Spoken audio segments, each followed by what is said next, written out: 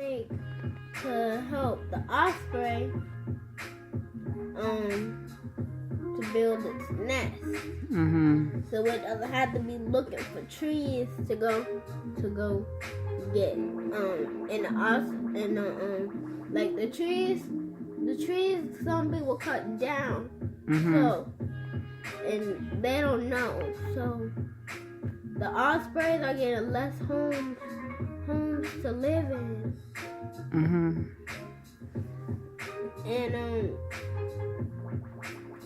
And sometimes the animals are eating them. Yeah, and some animals eat ospreys. So that's the cycle of life, though, right? So, but yeah, they can help. We can help them by making little nest tower things. I don't know what they're called. Sometimes I call them little stands. So the birds can make their nest on. Like sometimes they make it on buoys in the ocean.